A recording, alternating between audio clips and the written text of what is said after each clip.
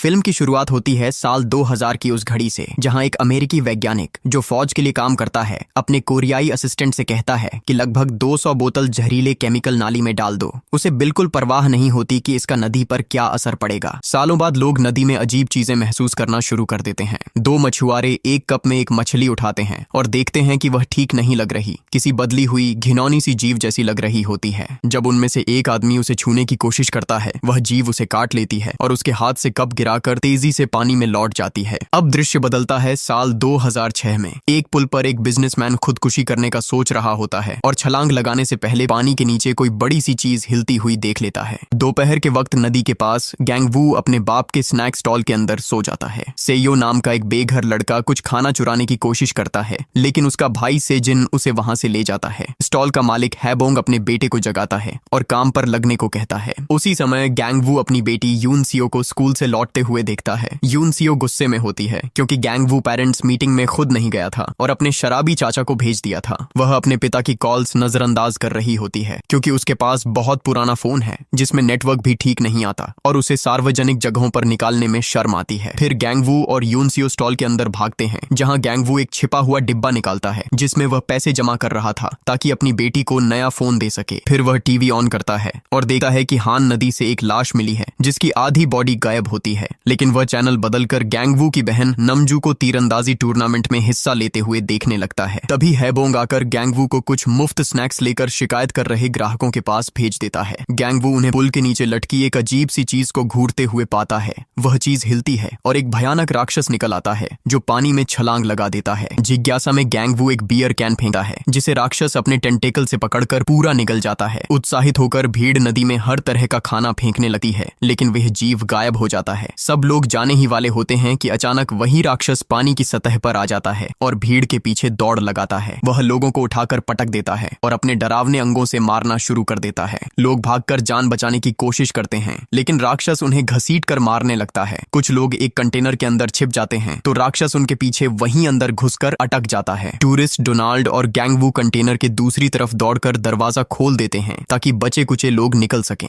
राक्षस भी बाहर आ जाता है और अपनी हत्या लड़ाई जारी रखता है। डोनाल्ड एक फ्लोर टाइल फेंकता है, लेकिन उसका उस पर कोई असर नहीं होता। फिर डोनाल्ड और गैंगवू मिलकर एक भारी सा साइन पोस्ट राक्षस पर फेंकते हैं, लेकिन फिर भी उस पर कुछ असर नहीं होता। एक आदमी को मुंह से पकड़े हुए राक्षस डोनाल्ड पर छलांग लगाता है और उसे घायल कर देता है। गैंगवू दौड़कर साइन पोस्ट उठाता है और इस बार राक्षस की संवेदनशील पूंछ पर फेंक देता है, जिससे उसे आखिरकार चोट लगती है। राक्षस का कुछ खून गैंगवू के चेहरे पर भी टपक पड़ता है। यूनसियो जब स्टॉल से बाहर निकलती है, गैंगवू उसका हाथ पकड़कर भीड़ के साथ भागने लगता है। बेहद अफरा तफरी में गैंगवू गिर जाता है और अपनी बेटी का हाथ खो देता है। घबराहट में वह एक और लड़की का हाथ पकड़कर भागता रहता है, लेकिन पीछे मुड़कर देखता है तो पता चलता है कि वह गलत लड़की थी। वह पीछे देखता है और राक्षस यूनसियो को पकड़कर नदी की तरफ ले जा रहा होता है। गैंगवू भी छलांग लगा देता है और दूसरी ओर देखता है कि राक्षस एक इंसान को थूकर उसकी जगह यूनसियो को ले जाता है और फिर पानी में गायब हो जाता है। कुछ देर बाद पुलिस और मिलिट्री पूरी जगह को घेर लेती है। गैंगवू और हैबोंग को स्टॉल छोड़ना पड़ता है और गैंगवू वह सिक्कों वाला बॉक्स साथ ले लेता है।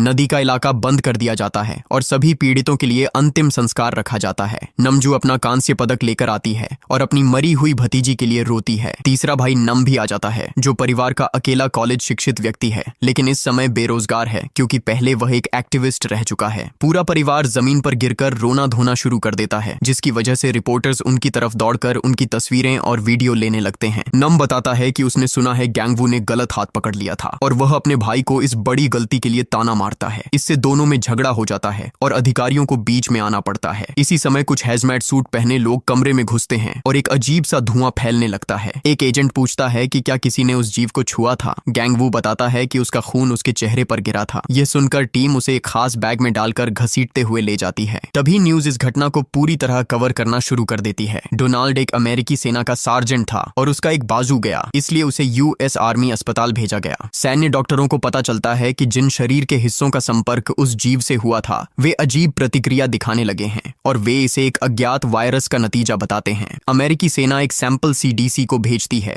और वे पुष्टि करते हैं कि नदी का जीव उस वायरस का होस्ट है। अब सिर्फ बायोलॉजिकल वॉर में ट्रेन किए गए स्पेशल फोर्सेस को ही नदी के पास जाने की इजाजत है। फ्यूमिगेशन यूनिट्स धुआं छोड़कर नदी के एरिया को क्लियर करने में लगी हैं। जितने भी लोग स्पॉट पर और जनाजे में मौजूद थे सबको हॉस्पिटल भेजकर क्वारंटीन स्कैन और टेस्ट किया जा रहा है। शाम को गैंगवू अपनी बैक पर खुजली कर रहा होता है कि तभी उसका फोन बजता है। सुनते ही वह शॉक्ड रह जाता है क्योंकि कॉल यूनसियो की होती है। वह हेल्प मांग रही होती है और कहती है कि वो सीवर में है, लेकिन कुछ और बोलने से पहले ही कॉल कट हो जाती है। नदी के पास 2 फ्यूमिगेशन एजेंट्स अपना ट्रक रोकते हैं क्योंकि उन्हें कुछ नजर आता है। अचानक मॉन्स्टर बाहर निकलकर एक एजेंट को गिरा देता है और ट्रक पर चढ़ जाता है। कुछ मिनट बाद वो क्रिएचर उन एजेंट्स को एक सीवर में फेंक देता है जहां उसने कई बॉडीज जमा की हुई थीं ताकि बाद में खा सके। मॉन्स्टर के चले जाने के बाद यूनसियो एक होल से बाहर आती है जहां वो छुपी हुई थी। वह एजेंट को जगाने की कोशिश करती है, लेकिन वह पहले ही डेड हो चुका होता है। वह उसकी जेब में फोन ढूंढती है, मगर वो भी काम नहीं कर रहा होता। हॉस्पिटल में गैंगवू का फैमिली एक पुलिस वाले को समझाने की कोशिश करता है कि यूनसियो अभी जिंदा है, लेकिन पुलिस वाला उन पर यकीन नहीं करता और कहता है कि गैंगवू ने बस कोई सपना देख लिया होगा। अपनी बात प्रूव करने के लिए गैंगवू फोन पर वो मोमेंट दिखाता है जहां उसने मॉन्स्टर को एक बॉडी उगलते हुए देखा था, जिसका मतलब ये हो सकता है कि यूनसियो अभी जिंदा है। फिर भी पुलिस वाला जिद पर अड़ा रहता है कि गैंगवू को बस वहम हुआ है और वहां से चला जाता है। हैबोंग उसे रिश्वत देने की कोशिश करता है, लेकिन वो मानने को तैयार नहीं होता। थोड़ी देर बाद फैमिली हॉस्पिटल से चुपके से निकल जाती है और कॉरिडोर में दूसरे पेशेंट्स के बीच जाकर घुल मिल जाती है। एक नर्स गैंगवू के ढाई किए हुए बाल पहचान लेती है और उसे आवाज देती है, जिस पर पूरा फैमिली भाग पड़ता है और रास्ते में आने वाले सबको धक्का देता हुआ दौड़ता है। लिफ्ट में पहुंचते ही वो लोग अपने असली कपड़े पहन लेते हैं और हैबोंग फोन पर कंफर्म कर लेता है कि उनकी गाड़ी पहुंच चुकी है। पार्किंग लॉट में एक रहस्यमयी ड्राइवर वैन लेकर उन्हें उठा लेता है। नमजू पीछे रह जाती है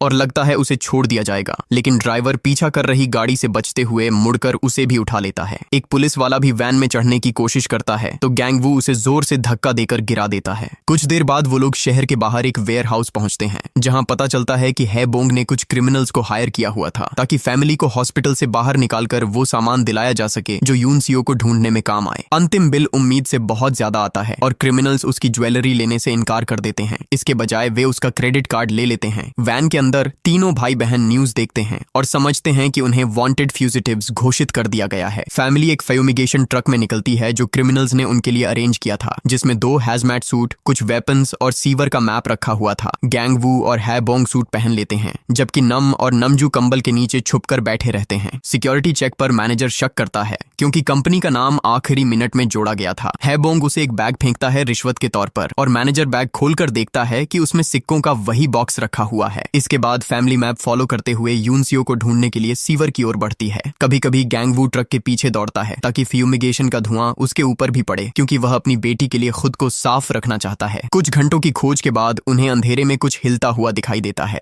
नमजू के कंधे पर कुछ गीला टपकता है तो वे लोग फायरिंग शुरू कर देते हैं, लेकिन जब ऊपर देखते हैं तो पता चलता है कि वह बस पानी का रिसाव था। जो लिक्विड गिरा था वह असल में सेयो का पेशाब था, जो अपने भाई से जिन के साथ छुपकर घूम रहा होता है। दोनों भाई धीरे धीरे स्नैक स्टॉल तक पहुंच जाते हैं और वहां से ढेर सारा खाना उठा लेते हैं। सेयो पैसे भी लेने लगता है, लेकिन सेजिन उसे रोकते हुए बताता है कि पैसे लेना असली चोरी है। बैग भरकर दोनों बाहर निकलने ही वाले होते हैं कि राक्षस उन्हें देख लेता है। दोनों भागते हैं, लेकिन जीव तेज होता है और उनका रास्ता रोक देता है। कुछ देर बाद परिवार स्नैक स्टॉल पहुंचता है और ऐसे डिनर शेयर करता है मानो यूनसियो उनके साथ बैठी हो, बस हिम्मत बनाए रखने के लिए। असली यूनसियो एक लीक से पानी इकट्ठा करने की कोशिश कर रही होती है। जब वह मॉन्स्टर की आवाज सुनती है तो वह बेहोशी का नाटक करती है और देखती है कि मॉन्स्टर दोनों भाइयों को नीचे गिराकर चला जाता है। यूनसियो उन्हें चेक करती है और पता चलता है कि सेजिन मर चुका है, लेकिन सेयो अभी जिंदा है, इसलिए वह उसे क्रिएचर की नजरों से बचाती है। फैमिली की तरफ नमजू और नम गैंगडू को बुरा भला कहते हैं क्योंकि वह फिर सो गया होता है। हैबोंग को यह बात बिल्कुल पसंद नहीं आती और वह बताता है कि बचपन में गैंगडू के साथ क्या हुआ था। बचपन में गैंगडू बहुत तेज दिमाग का था, लेकिन हैबोंग अक्सर घर पर होता ही नहीं था और रात भर बाहर रहता था। गैंगडू पड़ोसी खेतों से खाना लेने जाता था, पर वह उसकी सेहत के लिए काफी नहीं था। इसी वजह से उसका दिमाग धीमा हो गया और कभी कभी उसका शरीर अचानक सो जाता है। इसी वक्त गैंगडू उठकर देखता है कि मॉन्स्टर बाहर खड़ा है। हैबोंग फायरिंग शुरू करता है और क्रिएचर गुस्से में आकर स्टॉल को इतना धक्का देता है कि वह पलट जाता है। मॉन्स्टर पास आता है तो हैबोंग फिर गोली चलाता है और क्रिएचर गिर जाता है। फैमिली बाहर आती है और देखती है कि वह अभी भी जिंदा है, तो नम भी उस पर गोली चलाता है। मॉन्स्टर तुरंत भागकर ब्रिज पर चढ़ जाता है और वहां कई गाड़ियों को टकरा देता है। फिर वह ब्रिज के नीचे कूदकर इधर उधर उछलता रहता है जब तक कि उनकी गोलियां खत्म नहीं हो जाती। मॉन्स्टर पानी में कूद जाता है और फैमिली देखती है कि सिपाही आ रहे हैं तो वे भागना शुरू कर देते हैं। गैंगडू कहता है कि उसके पास एक गोली और है,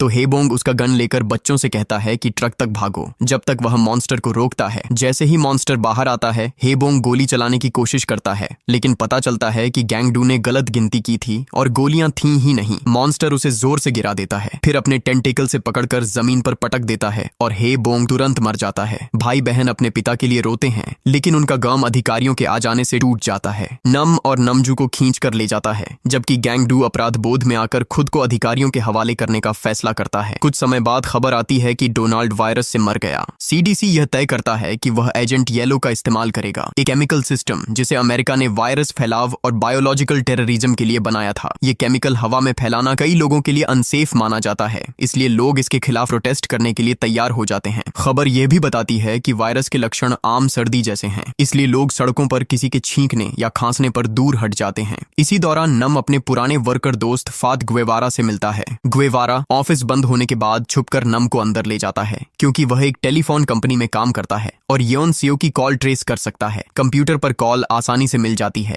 लेकिन जीपीएस एक्सेस करने के लिए पासवर्ड चाहिए होता है। गुएवारा बार बार शक भरे अंदाज में नमजू के बारे में पूछता रहता है, तो नम बताता है कि वे दोनों सीवरों में अलग हो गए थे और उसे नहीं पता कि नमजू कहाँ है। डेस्क पर लिखा पासवर्ड काम नहीं करता, तो गुएवारा कहता है कि वह मैनेजर के ऑफिस में पासवर्ड ढूंढता है। असल में वह सिर्फ नाटक कर रहा होता है। उसके सारे दोस्त वहीं छिपे होते हैं ताकि नाम को इनाम के लिए पकड़ सकें। इसी बीच नाम को एक और पासवर्ड नोट मिलता है और इस बार सिस्टम अनलॉक हो जाता है। उसे आखिरकार योनसियो का लोकेशन मिल जाता है। जैसे ही वह मैप पर मार्क कर रहा होता है, उसे पता चलता है कि ऑफिस से सब लोग उसे पकड़ने के लिए निकल रहे हैं। नम एक क्लिप को प्लग में लगाकर सॉकेट में घुसा देता है। शॉर्ट सर्किट होता है और पूरा कमरा अंधेरे में डूब जाता है। टीम घबरा जाती है और अंधेरे में उसे ढूंढती रहती है, लेकिन जब लाइट वापस आती है, नम पहले ही भाग चुका होता है। बाहर पुलिस की आवाज सुनकर उसे ब्रिज से कूदना पड़ता है। गिरने की वजह से उसका शरीर दर्द से भर जाता है और वह ब्रिज के नीचे नामजू को योनसियो का लोकेशन टेक्स्ट करने के बाद बेहोश हो जाता है। उधर नामजू अभी तक योनसियो को ढूंढ रही होती है। वह ब्रिज की बीमों में सो जाती है, पानी में छिपकर रहती है ताकि कोई उसे देख न ले, और फैमिली स्टोर से खाना चुराकर जिंदा रहती है। वह फोन चार्ज करती है और अपने भाई का मैसेज देखती है।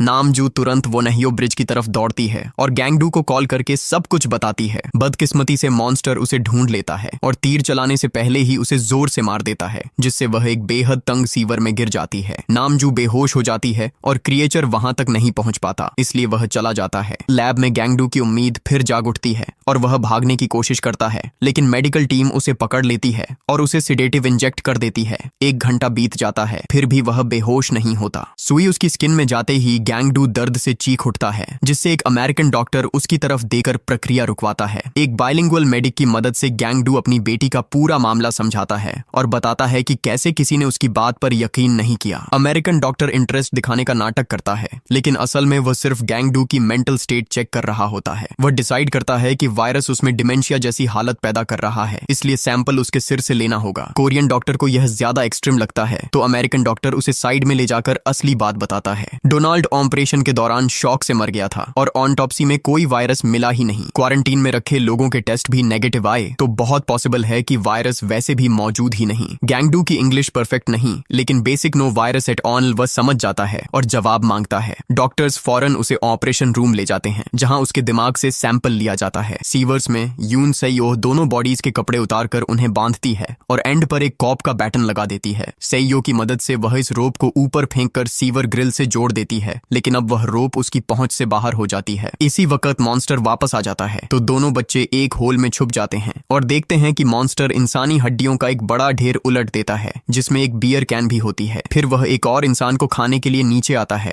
लेकिन वह बच्चों की हल्की सी आवाज सुन लेता है। वह अपना मुंह होल में डालने की कोशिश करता है, तो बच्चे पीछे हटते जाते हैं जब तक कि वे उसकी रीच से बाहर नहीं निकल जाते। ऑपरेशन के बाद गैंगडू अपने आप को नंब स्टेट में दिखाता है। जब एक डॉक्टर उसका ब्लड सैंपल लेती है, गैंगडू मौका देखकर उसे पकड़ लेता है और नीडल को वेपन बना लेता है। वह धमकी देता है कि वायरस वाला ब्लड उन पर स्प्रे कर देगा, तो डॉक्टर डर कर पीछे हट जाते हैं और उसे बाहर निकलने देते हैं। लैब एक कंटेनर में होती है जो शहर से बाहर है और सोल्जर्स लंच कर रहे होते हैं। डॉक्टर को शील्ड की तरह इस्तेमाल करते हुए गैंग डू टेबल्स को किक करके गिरा देता है और एम्बुलेंस लेकर भाग जाता है। ब्रिज के नीचे नाम होश में आता है और पता चलता है कि एक ट्रैम्प ने उसकी जान बचाई। वह ट्रैम्प से वॉन हियो ब्रिज का रास्ता पूछता है और पैसों के बदले उसके खाली बियर बॉटल्स ले लेता है। ट्रैम्प एक बॉटल नाम के सर पर तोड़ देता है और बोलता है कि पैसे सब कुछ नहीं खरीद सकते, लेकिन फिर भी गाइड बनने को तैयार हो जाता है। दोनों एक कैब लेते हैं और सफर के दौरान खाली बॉटल्स से मोलोटोव बॉम्ब्स बनाते हैं। सड़कों पर लोग एजेंट येलो के खिलाफ प्रोटेस्ट करने के लिए जमा हो रहे होते हैं, जो वॉन हियो ब्रिज पर ही रिलीज होगा। यूनसियो होल से निकलकर देखती है कि मॉन्स्टर सो रहा है। वह एक कैन फेंककर चेक करती है कि क्रिएचर रिएक्ट तो नहीं करेगा। फिर वह भागकर मॉन्स्टर की बॉडी पर जंप करती है ताकि रोप तक पहुंच सके। वह रोप पकड़ लेती है, लेकिन सुकून ज्यादा देर नहीं टिकता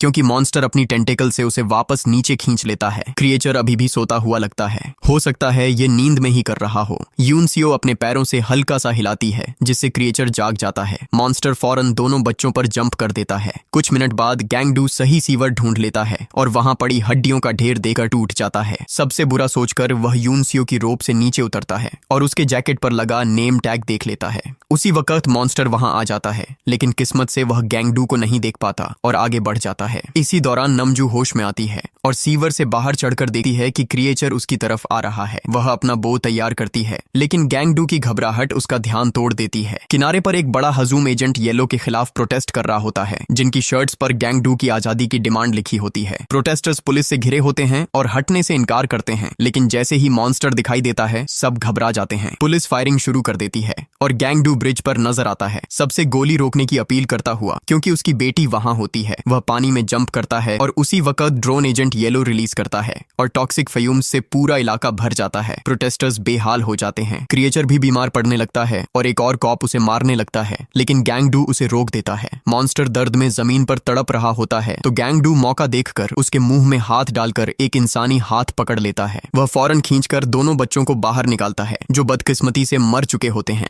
ड्रोन एजेंट येलो बरसाता रहता है। मास्क्ड एजेंट सब रिकॉर्ड करते रहते हैं और हर तरफ लोग बीमार हो रहे होते हैं, पुलिस वाले भी। तीनों भाई बहन यूनसियो के पास जमा होकर रोते हैं। गैंग डू का सब्र टूट जाता है और वह एक साइन के पोल तोड़कर मॉन्स्टर पर वार करता है, जिससे उसका खून बहने लगता है। क्रिएचर उसे धक्का देकर दूर फेंक देता है। फिर नम अपने मोलोटोव बॉम्ब्स फेंकना शुरू करता है, जिससे क्रिएचर आग से बचने के लिए भागता है। आखिर में वह ब्रिज के नीचे फंस जाता है और ट्रैम्प उस पर पेट्रोल उंडेल देता है। नम अपना आखिरी बॉम्ब फेंकना चाहता है, लेकिन वह हाथ से स्लिप होकर उसके पास ही टूट जाता है। नमजू आगे आती है, एक एरो को आग लगाकर सीधा मॉन्स्टर की आंख में छोड़ देती है, जिससे पूरा क्रिएचर जल उठता है। मॉन्स्टर पानी की तरफ भागने से पहले ही गैंग डू पोल को उसके मुंह में घुसा देता है और उसे हमेशा के लिए खत्म कर देता है। बाद में गैंग डू से यो को चेक करता है, यह जानने के लिए कि क्या वह यूनसियो का दोस्त था। पता चलता है कि बच्चा जिंदा है, तो गैंग डू उसे टॉक्सिक एरिया से बाहर ले जाता है। कुछ हफ्तों बाद गैंग डू अपनी जिंदगी को संभाल चुका होता है। अब वह स्नैक स्टॉल चलाता है और सेइयो का ख्याल रखता है।